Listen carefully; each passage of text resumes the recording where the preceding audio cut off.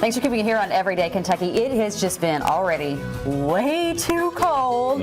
So, of course, Art with Hubbard Mechanical, I said, you know, an ounce of prevention is worth a pound of cure. We need to remind people if they were lucky enough to make it through this first window of single digits, that they can make it through the next one. Yes. Just because you made it through before doesn't mean you might make it through again. Yes. So we're trying to help you. Listen up. Busted pipes are the worst thing we want this time of year. What can we do?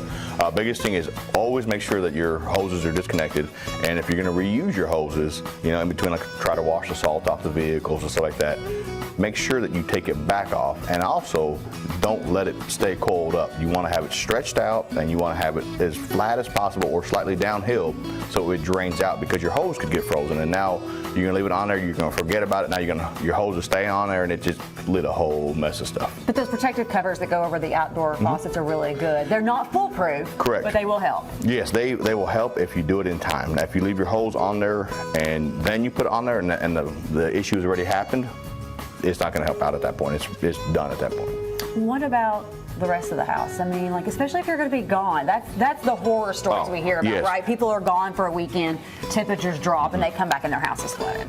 When we're gone for any length of time, I shut my main water off. Locate where your main water shut off is. You shut it off, you turn off your water heater, you valve off your water heater, all the things you can do. That way, if something does happen, your heat fails, your water line busts somewhere, you have no way of adding new water to it, so you won't have a flood. You only drain out what you do. And the reason I say shut your water heater off, it's like the thumb on the straw. If it doesn't have an inlet to it, it can't drain it out, so it's just going to kind of hold it up for you a little bit.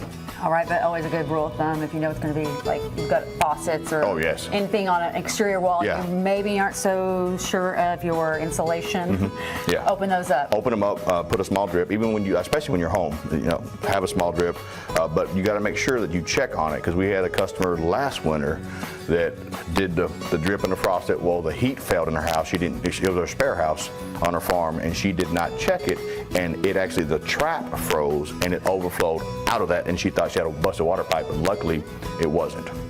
All right, well, if you have more plumbing questions, give him a call.